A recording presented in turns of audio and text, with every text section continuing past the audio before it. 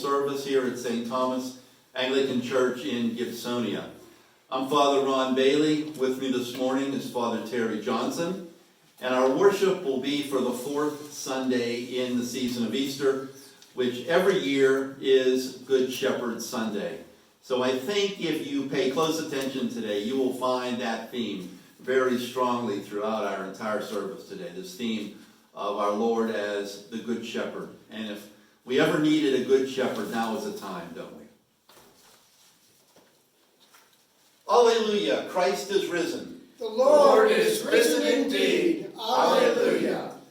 Almighty God, to You all hearts are open, all desires known, and from you no secrets are hid.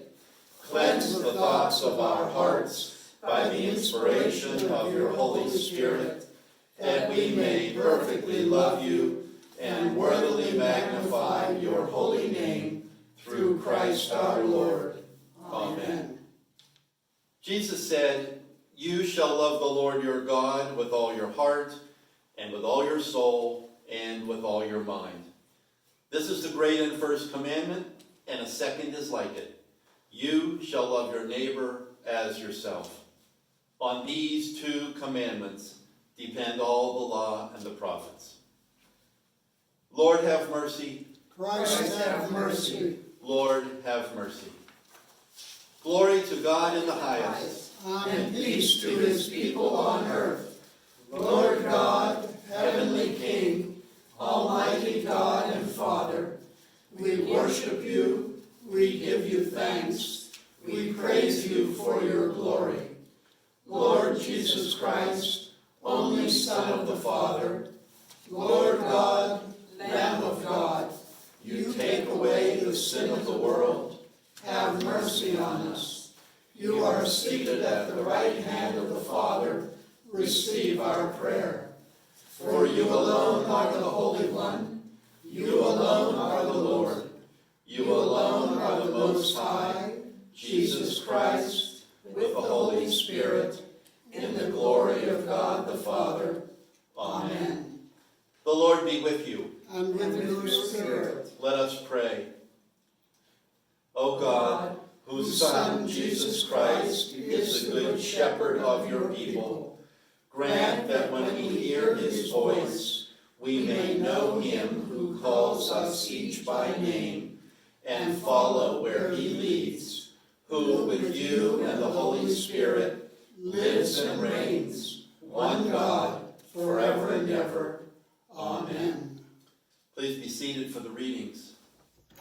Our first lesson this morning is from the book of Nehemiah, chapter 9, verses 6 through 15. You are the Lord, you alone. You have made heaven, the heaven of heavens, with all their host, the earth and all that is on it, the seas and all that is in them, and you preserve all of them, and the host of heaven worships you. You are the Lord, the God who chose Abram and brought him out of Ur of the Chaldeans and gave him the name Abraham. You found his heart faithful before you and made with him the covenant to give to his offspring the land of the Canaanite, the Hittite, the Amorite, the Perizzite, the Jebusite, and the Girgashite. And you have kept your promise, for you are righteous. And you saw the affliction of our fathers in Egypt, and heard their cry at the Red Sea, and performed signs and wonders against Pharaoh and all his servants and all the people of his land. For you knew that they acted arrogantly against our fathers. And you made a name for yourself, as it is to this day. And you divided the sea before them, so that they went through the midst of the sea on dry land. And you cast their pursuers into the depths, as a stone into mighty waters. By a pillar of cloud you led them in the day, and by a pillar of fire in the night to light for them the way in which they should go. You came down on Mount Sinai and spoke with them from heaven, and gave them right rules and true laws, good statutes and commandments, and you made known to them your holy Sabbath, and commanded them commandments and statutes, and a law by Moses your servant. You gave them bread from heaven for their hunger, and brought water for them out of the rock for their thirst. And you told them to go in to possess the land that you had sworn to give them. The word of the Lord. The psalm for today is the 23rd Psalm, and we will say this together. The Lord is my shepherd, therefore I can lack nothing. He shall feed me in green pastures and lead me forth beside the waters of comfort. He shall refresh my soul and bring me forth in the paths of righteousness for his name's sake. Even though I walk through the valley of the shadow of death, I will fear no evil, for you are with me, your rod and your staff comfort me. You shall prepare a table before me in the presence of those who trouble me. You have anointed my head with oil, and my cup shall be full. Surely your goodness and mercy shall follow me all the days of my life, and I will dwell in the house of the Lord forever. The second reading is from 1 Peter chapter 2, verses 13 to 25. Be subject for the Lord's sake to every human institution, whether it be to the emperor as supreme or to governors as sent by him to punish those who do evil and to praise those who do good. For this is the will of God, that by doing good you should put to silence the ignorance of foolish people. Live as people who are free, not using your freedom as a cover-up for evil, but living as servants of God. Honor everyone. Love the brotherhood. Fear God. Honor the emperor. Servants, be subject to your masters with all respect, not only to the good and gentle, but also to the unjust. For this is a gracious thing, when, mindful of God, one endures sorrows while suffering unjustly. For what credit is it if, when you sin and are beaten for it, you endure? But if, when you do good and suffer for it, you endure, this is a gracious thing in the sight of God. For to this you have been called, because Christ also suffered for you, leaving you an example, so that you might follow in his steps. He committed no sin, neither was deceit found in his mouth. When he was reviled, he did not revile in return. When he suffered, he did not threaten, but continued entrusting himself to him who judges justly. He himself bore our sins in his body on a tree, that we might die to sin and live to righteousness. By his wounds you have been healed, for you were straying like sheep, but have now returned to the shepherd and overseer of your souls. The word of the Lord. Thanks be to God.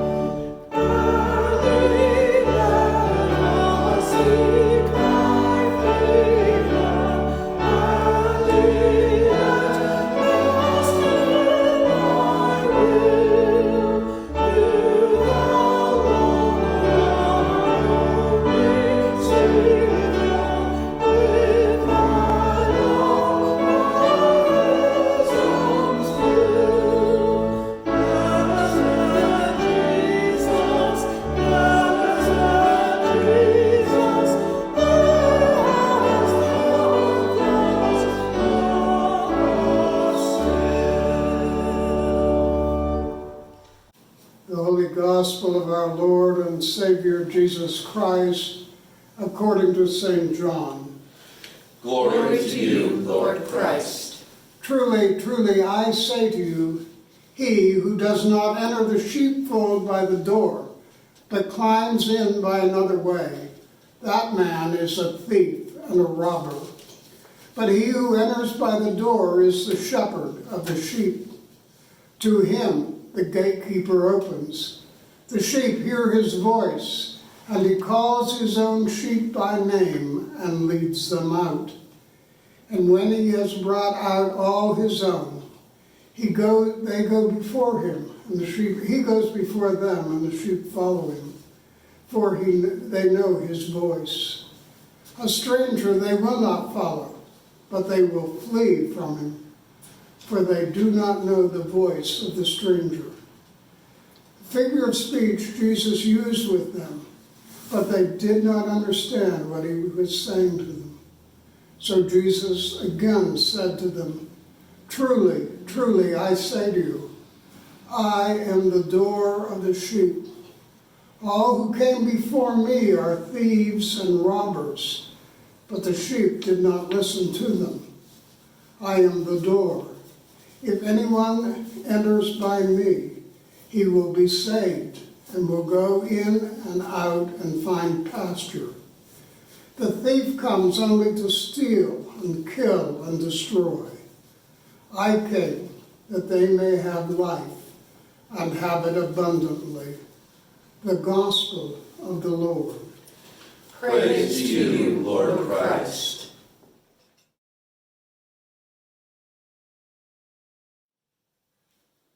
I am the door. If anyone enters by me, he will be saved and will go in and out and find pasture. The thief comes only to steal and kill and destroy. I came that they may have life and have it abundantly. In the name of the Father, and of the Son, and of the Holy Spirit. Amen. Well, as I said earlier, this is Good Shepherd Sunday. And for many centuries, the church has celebrated the Feast of the Good Shepherd, sometimes on the second Sunday of Easter, sometimes the third. In recent times, it's been the fourth Sunday of Easter. But it has always been a theme the church has felt was so important that we needed to focus on it every single year. It was a comparison between believers and sheep that was probably very easy for the people of Jesus' time to understand and accept that comparison. Remember, they were Jews living in the time of animal sacrifice, and many sheep were needed for sacrifice in the temple. Almost everyone raised sheep, if not for gain and to sell, to at least have a sacrifice of their own that they could take into the temple. But this was not an idea of comparing believers to sheep that Jesus invented. It goes back into the Old Testament. Isaiah said, "All we like sheep have gone astray. We have turned every one to his own way." And Matthew tells us about how one day Jesus had been out on the countryside and he had been healing people of various diseases and illnesses. And he stood before a group of people on the hillside, people who were sick and poor and maimed and lame, and he looked on them and he said, "I will have pity on them, for these people are harassed and helpless. They are like a sheep without a shepherd." Jesus often compares us, human beings, to sheep. But how are we like sheep? I mean, it's a nice comparison. Who doesn't like a nice, cute lamb? But Jesus meant it in a very different way. A way that actually highlights our vulnerability to the world, to the evils that befall this world, and vulnerability to those who may, for their own purposes, choose to lead us astray. So I want to spend a little time this morning just focused on this idea of recognizing and dealing with the wolves in the world. You know, we know that our lives are subject to evil, We know that we are vulnerable to death and to sickness and illness. We know that, and we know how infinitely fragile life can be, how easily we are broken, how easily we can be hurt. Suddenly something happens we never expected or we didn't anticipate happening in our life. Everything seemed like it was going so well just a few weeks ago, and then all of a sudden now everything has changed.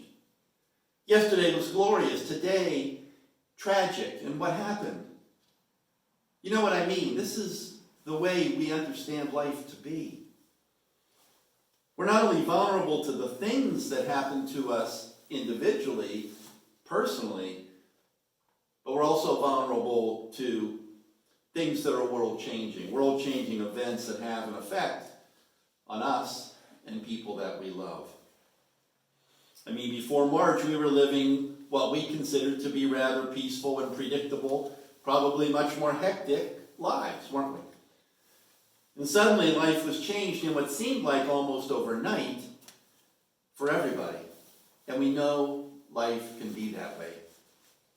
The wolves of life will come our way, despite all the efforts that we make to try and stop it. And then to make matters worse, as sheep have a strong herd instinct. The truth is, so do we.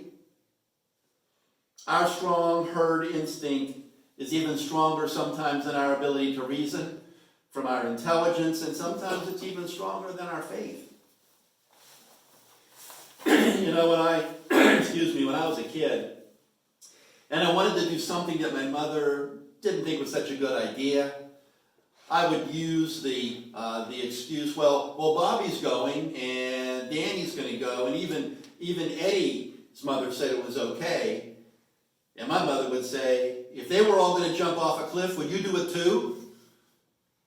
That argument never worked very well with my mother. But you know what? Sheep will. Sheep will follow other sheep, even off a cliff. If one won't eat, if the lead sheep will not eat, the others will not eat. It's the way sheep are, and Jesus understood that when he described us, likening us to sheep. Last summer, Sue and I were driving through the Bighorn Mountains out in Wyoming.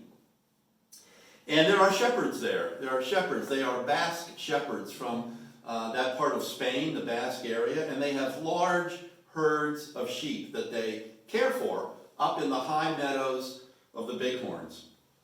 Well, so one day we're driving by, and a sheep had wandered from the fields over onto the roadway. And shortly there were 2 or 3 more following that sheep out onto the road, and before long there were 20 or 30 covering the roadway, and traffic was stopped going in both directions, and it was a dangerous situation. And soon the shepherd comes running, and he's got his sheepdogs with him, and he starts to herd them back, and he's calling them in Spanish. He's calling them back into the fields, and they follow him back off the road. The dogs were pretty helpful too. But see, it's literally true. A sheep will follow a lead sheep wherever that sheep goes, even if it means into danger or into trouble. We're not so different. We like to follow the crowd, don't we? Psychologists call it herd immunity. Herd mentality. Herd mentality. For us, that can be a dangerous thing because the herd follows the culture. And where's the culture headed? Let's make no mistake where the culture is headed. The culture is headed for comfort at any cost. The culture is headed toward instant gratification and more of everything.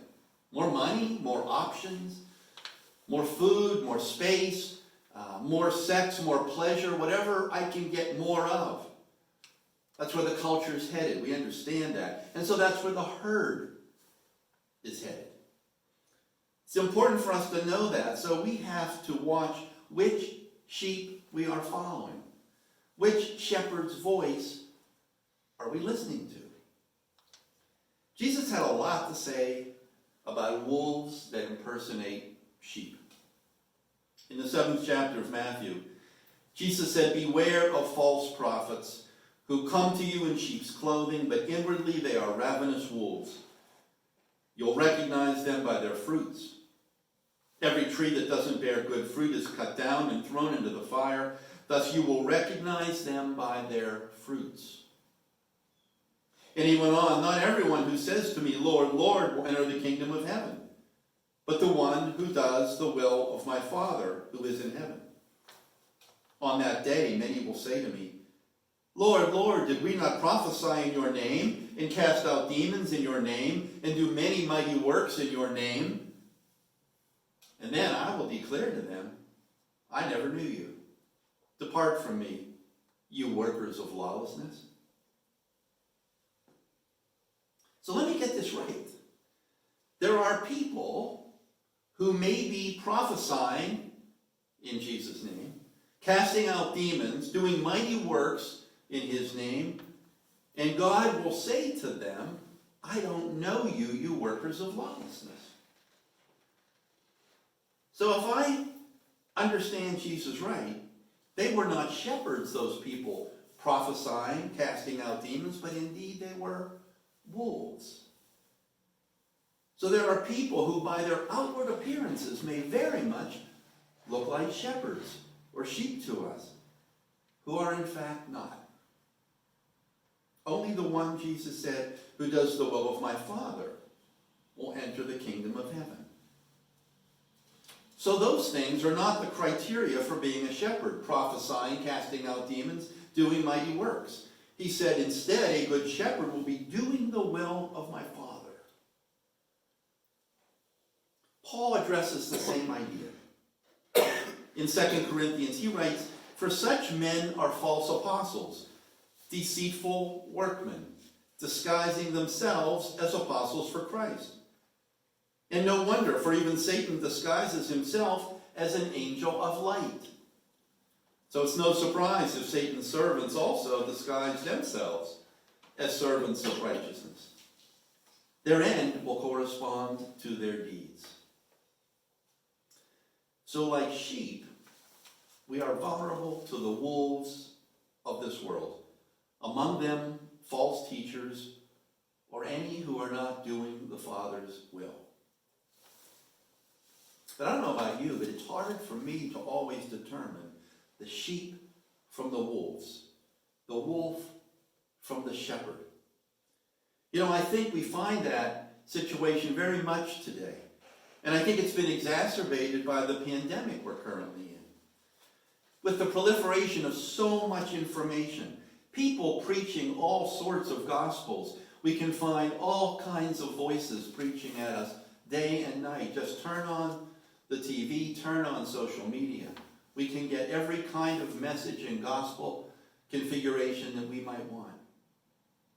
Which one are wolves? Which ones are sheep? Which ones are shepherds? You see, that's why we need a good shepherd. We need someone who we can fully trust. Sometimes the truth gets twisted, doesn't it? It's blurred, it gets manipulated. Lines get crossed. How often I talk with someone these days and they say, I just don't know what to believe anymore. Things get very confused. Sometimes it becomes harder to tell truth from lies. It becomes hard to tell light from dark. An impersonating shepherd from a good shepherd. So how do we know the good shepherd from the impostor? Well, Jesus told us several ways. He started by saying the good shepherd will lay down his life for his sheep. It's a pretty good criteria, isn't it, to start with when you're trying to identify good shepherds from imposters. A good shepherd is not out for his or her own good, but for the good of others. In fact, they would lay their life down for them. And the good shepherds never point to themselves. Good shepherds point to Jesus, the good shepherd. The wolf in sheep's clothing knows how to say the things that sound good to us. They even know how to use and twist Scripture. Remember when Jesus was tempted in the wilderness? Satan used Scripture to try and tempt him. And the wolf impersonating a shepherd may not even realize that's what they're doing. They may themselves even be deceived. But let us not be deceived. So how can we see through the deception to protect ourselves from the wolves? First thing Paul tells us is to be aware. He says, be on guard and stand firm in the faith. Be courageous and be strong. Be aware of what you're taking in. Be aware of what you're watching. Be aware of what you're listening to. Because it is shaping your beliefs and your choices, what we take into our minds and hearts. Take every new idea and press it hard up against Scripture. Press it up against the traditions of the church and see if it fits or it doesn't. Use the gift of reason that God has given us, and through prayer allow the Holy Spirit to speak and guide us. And Jesus said, you will recognize them. You'll recognize them by their fruits. We can tell a good shepherd by their fruits. But we have to know what Christ-like fruit looks like. Well, God's pretty clear about that. He says that they, good shepherds, would be known by their fruit, not by their wealth. He didn't say they'd be known by how many followers they have. He didn't say they would be known by the number of books or worldwide acclaim that they might have. No, he said good shepherds do not point to themselves, but to the Father.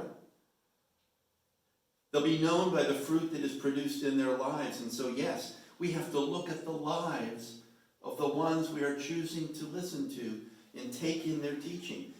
Do we find love, joy, the fruits of the Spirit, patience, kindness, goodness, gentleness, faithfulness? Do we find self-control? Do we find virtues of humility and servanthood? If so, that might be doing the Father's will. That person may be doing the Father's will. If not, we have to pause.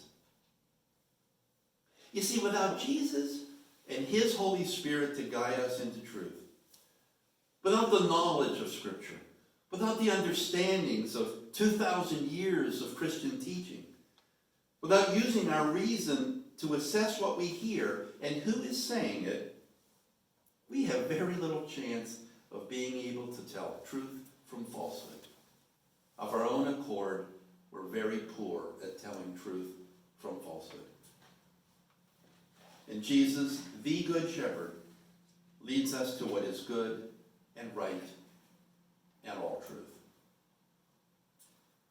But you know what is always puzzles us as 21st century Western Christians is that same Good Shepherd who loves us, cares for us, comforts us, also leads us to the cross. And that's where it becomes very strange, doesn't it? Why would a good shepherd, lead his sheep toward a place of execution? Because what happens when we get there? What happens is that very shepherd takes the place of the sheep. The Lamb of God who is led to the slaughter and then is killed on our behalf, and his blood cleanses us from sin. See, brothers and sisters, that's the kind of shepherd we have. It's the kind of shepherd we certainly need, especially in a time like this of confusion and danger and uncertainty. When wolves of all kind are prowling about and seeking their own gain at our loss, and when the herd is wandering sometimes in many different directions, we need the Good Shepherd maybe more than ever. And for us, our task is to know his voice, to know the voice of that Good Shepherd, and then follow, and allow that Good Shepherd to do the rest. Amen. Amen. Let us profess our faith with the Nicene Creed. We believe in one God, the Father, the Almighty, maker of heaven and earth, of all that is visible and invisible. We believe in one Lord Jesus Christ, the only begotten Son of God, eternally begotten of the Father, God from God, light from light, true God from true God, begotten, not made, of one being with the Father. Through him all things were made. For us and for our salvation, he came down from heaven, was incarnate from the Holy Spirit and the Virgin Mary, and was made man. For our sake he was crucified under Pontius Pilate. He suffered death and was buried. On the third day he rose again in accordance with the Scriptures. He ascended into heaven and is seated at the right hand of the Father. He will come again in glory to judge the living and the dead, and his kingdom will have no end. We believe in the Holy Spirit, the Lord, the giver of life, who proceeds from the Father and the Son, who with the Father and the Son is worshipped and glorified, who has spoken through the prophets. We believe in one holy, Catholic, and Apostolic Church. We acknowledge one baptism for the forgiveness of sins. We look for the resurrection of the dead and the life of the world to come. Amen. The prayers of the people.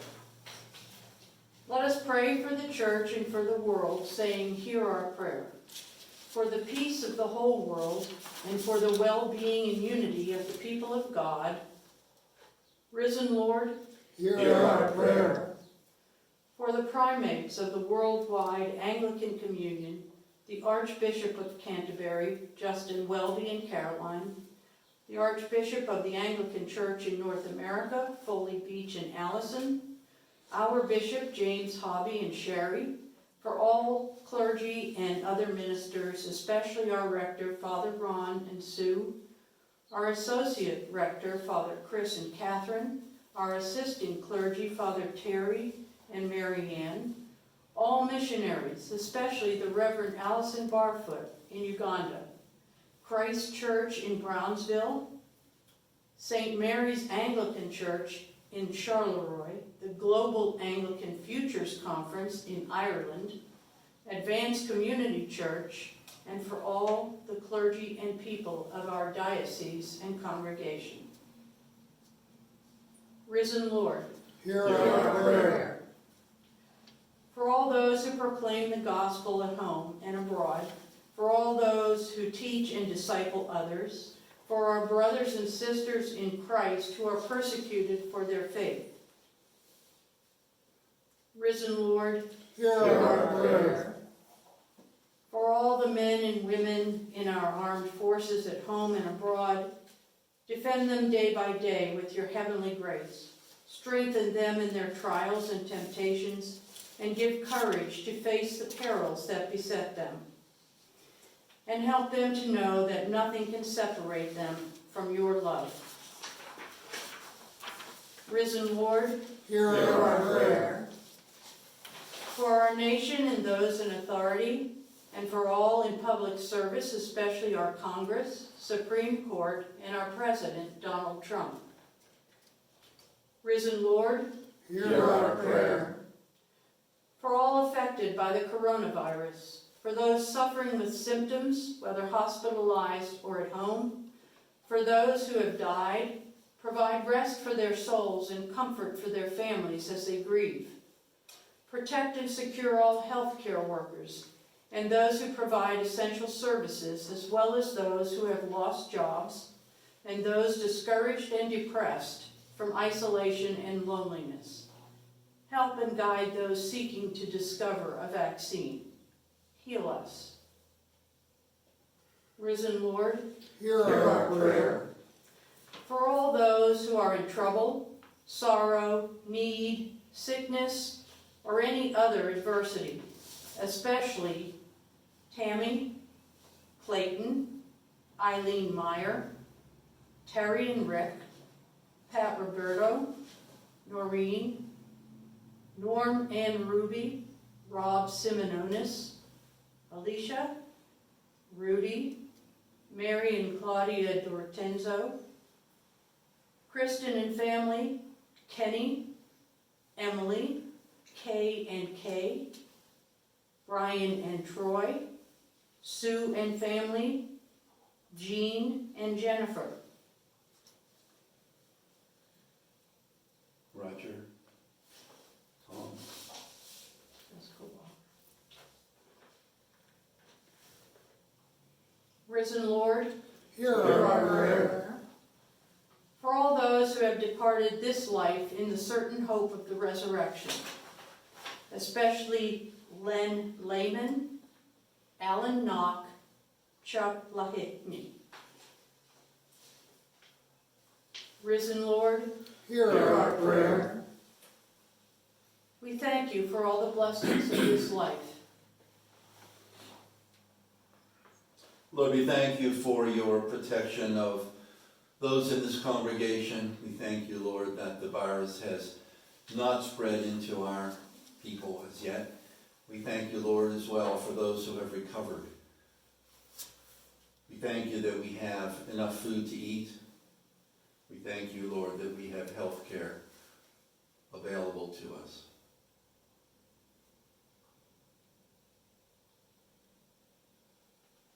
Risen Lord, Hear our prayer. that the negotiations with the Episcopal Diocese regarding this property be fruitful and that your will be done. Risen Lord, Hear our prayer. for our vestry, especially our wardens, Dave and Jeremy, that as your appointed leaders they may faithfully serve you in this church. Risen Lord, Hear our prayer.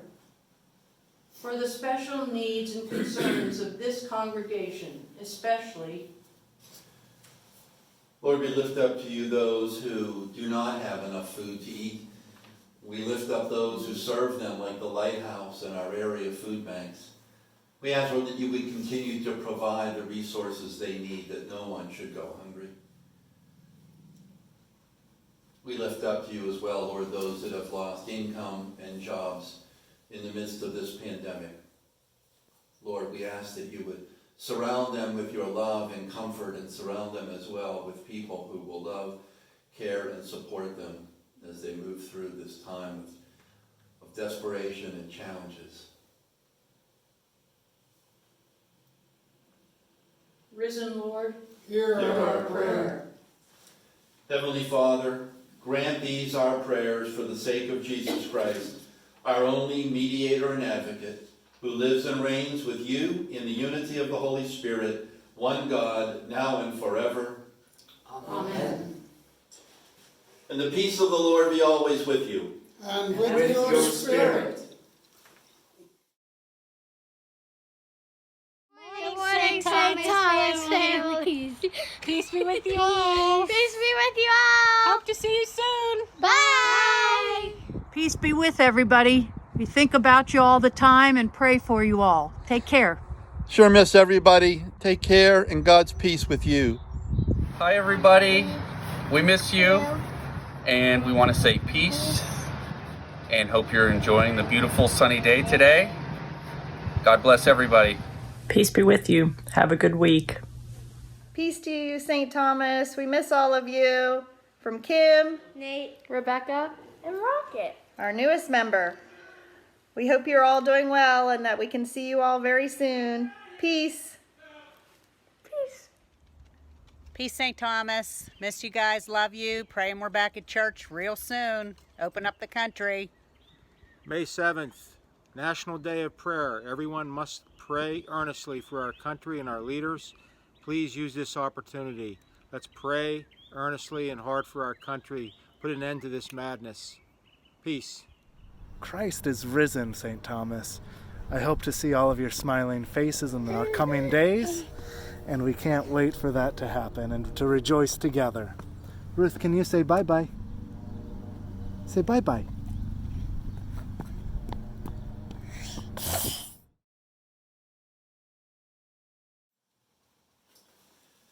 So So I want to take a moment and we want to pray for those who have had birthdays or anniversaries in the month of April. So birthdays in April, Natalie Mitchell, Ron Pristis, Patty Flagg, Pat Roberto, Leanne Klingensmith, Robin Lytle, Melissa Schmitzer, Richard Martin, Mary Garrison, Dora Simich, and Wade Mirko. Let's pray together. Watch over your children, O Lord, as their days increase. Bless and guide them wherever they may be. Strengthen them when they stand. Comfort them when discouraged or sorrowful. Raise them up if they fall. And in their hearts may your peace, which passes all understanding, abide all the days of their lives, through Jesus Christ our Lord. Amen. And we've got a few anniversaries as well. Mitch and Donna Evans celebrating their 36th anniversary. Richard and Mary Pat Martin, their 41st. And Bob and Robin Lytle, their 25th anniversary. Let's pray together for them.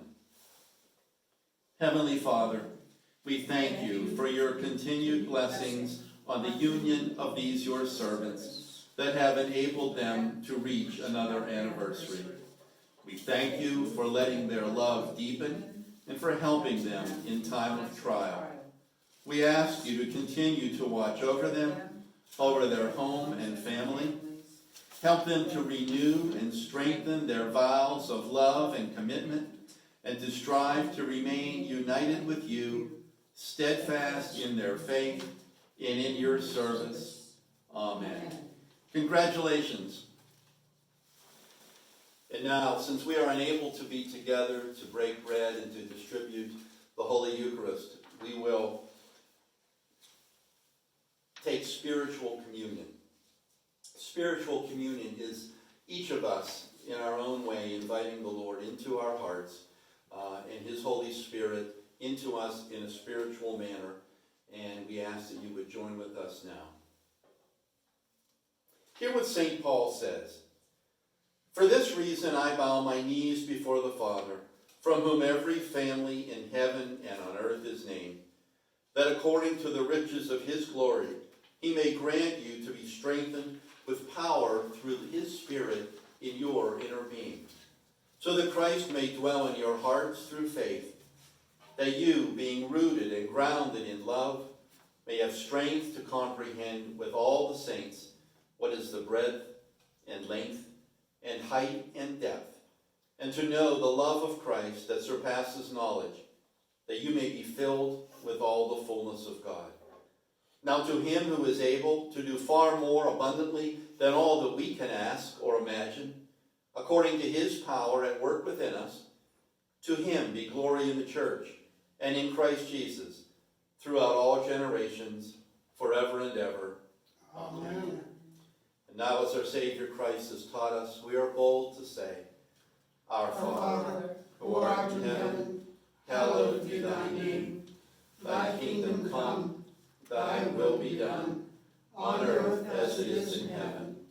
Give us this day our daily bread, and forgive us our trespasses, as we forgive those who trespass against us. And lead us not into temptation, but deliver us from evil. For thine is the kingdom, and the power, and the glory, forever and ever. Amen. Lamb of God, you take away the sin of the world. Have mercy on us. Lamb of God, you take away the sin of the world. Have mercy on us. Lamb of God, you take away the sin of the world. Grant us your peace. The word is near you, in your mouth and in your heart, because if you confess with your mouth that Jesus is Lord, and believe in your heart that God raised him from the dead, you will be saved. Let us pray.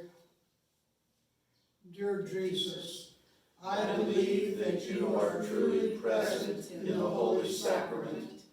I love you above all things, and I desire to possess you within my soul.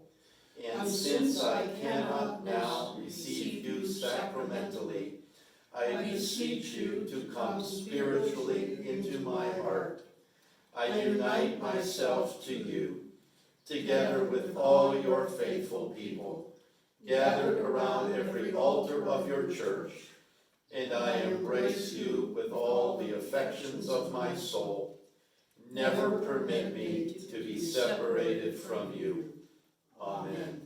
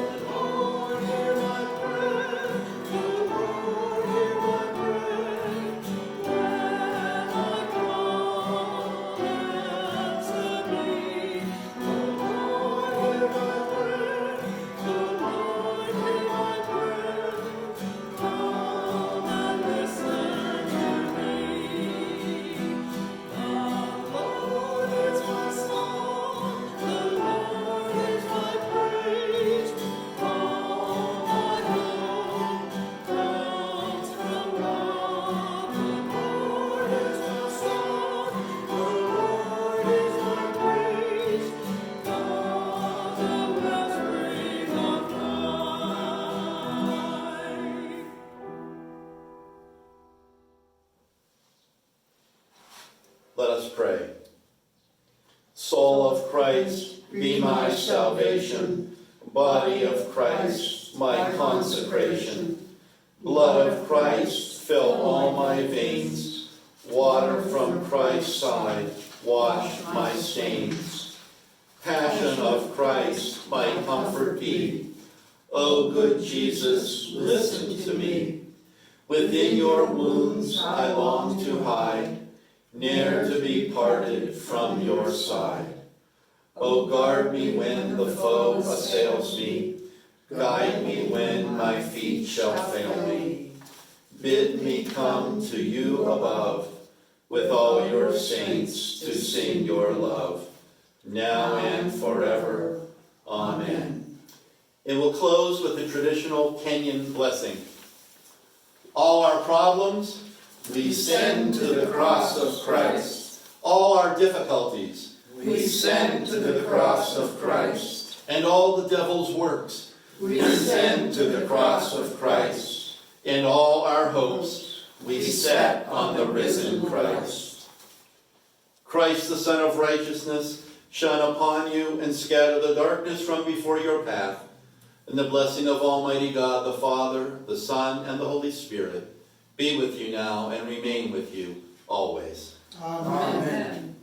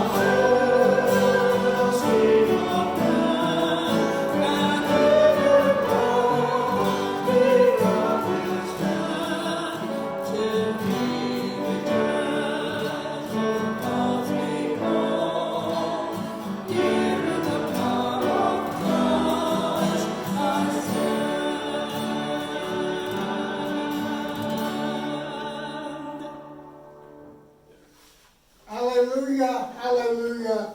Let us go forth into the world rejoicing in the power of the risen Christ. Thanks be to God. Hallelujah, hallelujah.